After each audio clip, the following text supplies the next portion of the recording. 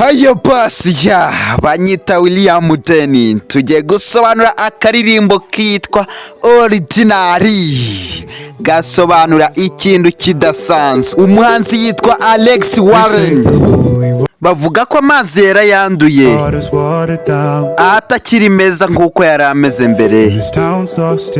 Uyu mujyi wacu nawe wataye ukwizera, amabara yacu azagenda ashira buhoro buhoro, ariko niba igihe cyacu kiri kugenda gishira umunsi ku wundi, ati tuzahindura ibintu bisanzwe, ibihangano by'agatangaza. Oh my love, ati rukundo rwanjye, iyo ngukubise amaso rimwe gusa unshyira ahantu hatari ibisanzwe, ndashaka kuguma ndi kumwe nawe kugeza ubwo twese bazadushyingura. Ati ku rukingo rw'icyuma cy'umupanga dukomeza gusinzirwa n'inzoga z'urukundo rwawe. Ati ndetse n'abamarayika bari mu bicu hejuru barashavuye kuko bazi ko twabonye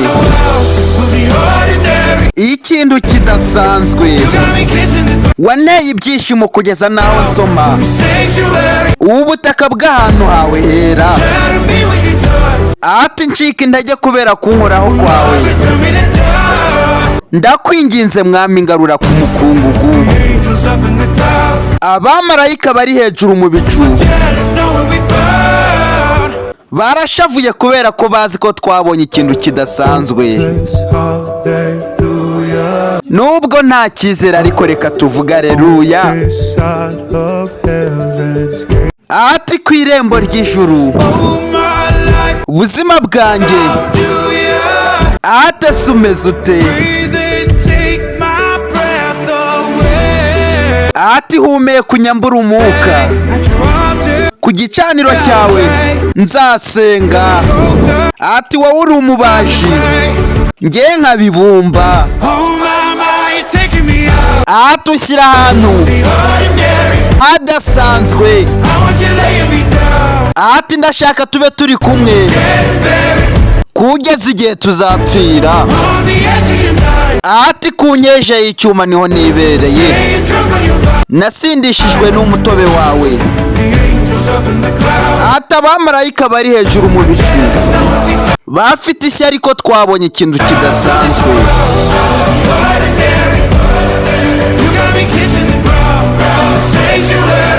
Ati wanteye gusoma hasi ku butaka bwawe bwera.